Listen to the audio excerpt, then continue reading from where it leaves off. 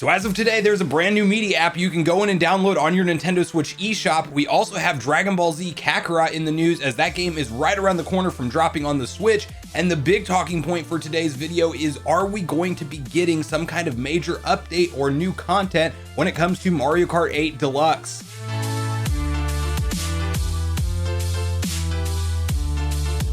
What's up, nation? If it's your first time on the channel, make sure you join Sunbro Nation by subscribing below. Hit the like button on this video if you enjoy it today, and make sure you turn on your bell notification icon so you're kept up to date with all the newest gaming news. As I mentioned, guys, we are covering a few different things that happened today, one of which is a new media app, and there's still one out there that's sorely missing from the Nintendo Switch, and that's Netflix. Why we don't have that is crazy, but one that you can go and actually enjoy new TV shows or TV series on is the Pokemon TV app, and the Pokemon company just randomly dropped this on Twitter earlier today, and you can go download it right now. It is live, and you know, this is something that has been out on app stores for phones for quite some time. You can even just go access it through a web browser, but having it officially supported on the Nintendo Switch is cool. As you know, I'm not really going to watch any of the new stuff with Pokemon, but I will still from time to time put on season 1 or 2, which are available on there, and it's all completely free. So you do have to create an account and all of that, but that is available for you guys on the eShop. There's also Pokemon Origins, which is actually like a great short series of the original story of Pokemon, and I really highly recommend fans to check that out. But that's just a quick little update for you guys in case you do want to go in and check that out. Now, from there, we have to talk about Dragon Ball Z Kakarot, as you know, this is one of those games from Bandai Namco that has been out for a while on the other platforms, and I personally played through it on PC, and I had a fantastic experience. I definitely think that this is one of my favorite Dragon Ball Z experiences in quite some time, and I did skip some of the last, like, Xenoverse and some of the other games that had come out before this one, but I definitely think that this is up there with the classic Dragon Ball Zs that I remember from back in the day, and it's definitely more story driven, straight from the anime, so it's literally like you're playing through the different seasons of Dragon Ball Z, and they have a lot of different side quests and things that you can go off and do. It's not just one battle after the other. I did like the pacing of this game. I think it kept it more fresh, and then the way that you unlock new moves and abilities I thought was also very nice. And to me, the biggest thing that is a selling point for this game is just the combat system as a whole, as it didn't just feel completely boring and predictable. Like, there were definitely times, especially if you're playing it on the hard difficulty, that you have to react at the right time. You have to block and get out of there and transport at the right time, and then the way you can string together combos does feel really fun. So I like the combat in this game. I will say one major complaint that I have, even looking at it on the Switch, it looks great as far as how they're getting it to run and the graphical fidelity of the game, but in all reality, I don't know why this game is missing the Bruce Faulconer soundtrack, which if you're a hardcore Dragon Ball Z fan, you'll know what I'm talking about. I watched it the first time on Toonami growing up, and I loved that soundtrack. And with this game actually just having what sounds like generic background music to me compared to the Toonami original, or at least that was my original. I know that's not the case for everybody, but I challenge you to actually show me a clip of Gohan going Super Saiyan 2 without the Bruce Faulconer soundtrack and versus with the Bruce Faulconer soundtrack, and I will tell you which one is better. It is the Bruce Faulconer one. So, you know, if you guys were like me and you grew up watching Dragon Ball Z on Toonami and you get this game, you might be sorely disappointed in some of the cutscenes, and then just even when you're flying around different parts of the city and the world, you know, it doesn't sound near as exciting. At least it doesn't to me. So that's one major complaint I have. I actually modded my copy of Dragon Ball Z Kakarot on the PC just to be able to play it with that soundtrack, which, yes, you can actually do that. If you guys have a gaming PC, you can go look it up online for ways to get around it. But basically, you know, that's something that I'm sure is just left out of the game just overall for licensing issues. They probably can't renew it for some reason, but it's really frustrating to me. But I do think this game looks great. I'm definitely excited that it's coming to the Nintendo Switch, and I may pick it up again so I can play it in handheld mode, but as I mentioned, for me personally, that soundtrack will be sorely missing.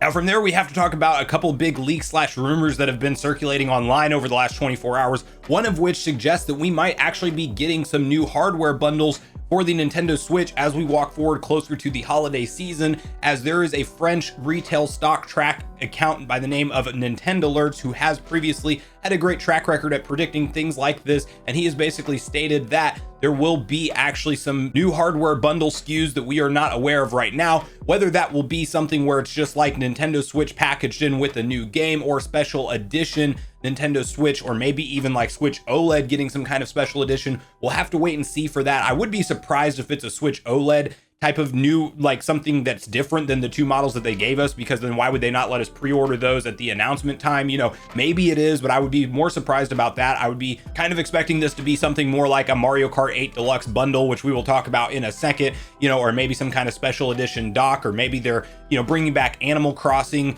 themed Switch, and maybe, you know, there could be a lot of different things that they're actually doing with this. But you know, it's not uncommon, it's not unlike Nintendo to have some kind of holiday promotion for the Nintendo Switch, and it does appear that we will be getting at least a couple new SKUs from what we have right now. Will one of them be the Switch Lite? It very well could be as well. But you know, that's something that is pretty typical from Nintendo. It's actually very typical, as I mean, you could at least take to the bank that they're probably going to do some kind of bundle promotion with Mario Kart 8 Deluxe, since they've practically done that every year since the Switch's initial release. So I do think that we can at least take that one to the bank, and we'll see, you know, what else may pop up from this. But if you're somebody who's, you know, holding out for a Nintendo Switch for whatever reason, and you're not buying it until near the holiday season, you may just want to hold on a little bit longer and see what Nintendo officially announces around the corner. Now, a really big piece of information that's gotten a lot of Nintendo fans talking over the last 24 hours is the fact that there are some data miners that have basically gone through a Mario Kart Tour update, which Mario Kart Tour, if you guys do not know, is the game that you can play on your mobile devices on Android or iOS.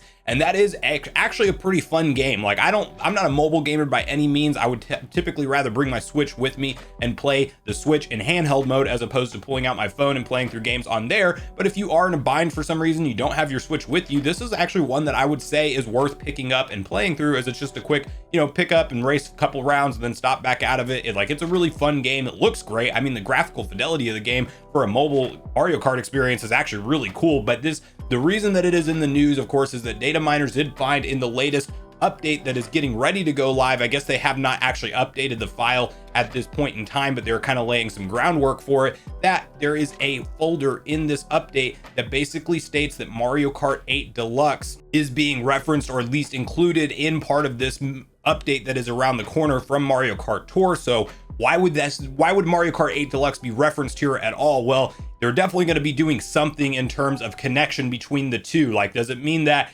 maybe your scores transfer over from Mario Kart Tour to Mario Kart 8 Deluxe? I don't know. Does it mean we're getting Mario Kart Tour tracks in Mario Kart 8 Deluxe, which would be the big one? Because obviously, if you guys have heard me talk about my September Nintendo Direct predictions and just really how Nintendo's overall holiday lineup is looking in the year of 2021, I still have a strong feeling that we are missing at least one sleeper announcement that they have not unveiled to us Nintendo fans yet, that will really be a big holiday talking point for the masses. Because if you guys don't know, Mario Kart 8 Deluxe is the best all-time selling Switch title out there, period. And of course, it was bundled over the years, as we talked about, with the Switch. It still holds that crown though, and I don't think that those bundles made as much of a difference as you think they did, because the game is still selling like 1 million copies a quarter, which is crazy. And that's why we don't have Mario Kart 9 even all these years later, because this game was originally on the Wii U that was released in 2014, if you can believe that. So we're well overdue for Mario Kart 9. It's probably, with this update, is not anything to do with the next Mario Kart, but it is something to do with the fact that these games will now be talking to each other in some way, shape, or form, or the fact that it's laying the groundwork for some kind of integration, and maybe that Mario Kart Tour tracks will be featured in Mario Kart 8 Deluxe. That's definitely what I'm thinking that this could be, but it's all kind of up for speculation or debate. Maybe the Mario Kart 8 Deluxe tracks, some of them are going to Mario Kart Tour, and that's all this means. But I don't think it would be unlike Nintendo to, even though we've gotten no recent updates for Mario Kart 8 Deluxe, to just randomly drop some new $20 DLC pack and sell it alongside of the holiday season for this game, because you know it would sell crazy numbers with the huge install base that Mario Kart 8 Deluxe has, and they kind of need something that's going to kind of create some extra revenue streams for them this holiday season. As you could argue it's pretty stacked already, but I think we need that 1 or 2 more announcements, and I think we're going to see something like this brought up at a September Nintendo Direct. And you know, again, it's not out of character for them, because we just saw them do a random shadow drop online update for Super Mario Party, and that game has been out for like 3 years, and then just randomly Nintendo's like, hey, we're gonna add online play for all of the boards in Super Mario Party, so go ahead and hop online and play with your friends now. And that just came out of left field. So I mean, they do things like this. The install base that Mario Kart 8 Deluxe has, if we're not right around the corner from Mario Kart 9 or my personal wish list, Double Dash 2, I do think that we will probably be seeing some kind of content update or Mario Kart 8 Deluxe this holiday season. But obviously that's all up for speculation and debate. So at this point in the video, guys, I really want to hear your thoughts and opinions on everything we talked about today. Do you think that this update, it being found in Mario Kart Tour, does reference something like we'll be getting new tracks in Mario Kart 8 Deluxe? Or do you think this is something where they're going to build some kind of integration, but we don't know what that is yet, and it probably nothing new content wise? And then also just share your thoughts with me around Dragon Ball Z Kakarot if you're planning on picking it up on the Switch when it does release in September. And bonus question, let me know if you remember that Bruce Falconer soundtrack as well as I do, and if you will be missing it from that version of the game. Thanks so much for watching the video today, everyone. I do truly appreciate you all sticking around until the end. I do at this point in the video want to invite you all one more time to join Sunbro Nation if you haven't done so already. Do so by subscribing below, hit the like button on your way out if you enjoyed it today, and make sure you turn on your bell notification icon so you're kept up to date with all the newest gaming news. That's gonna do it for me, guys. I hope you'll have a great day. Sunbro Nation, out.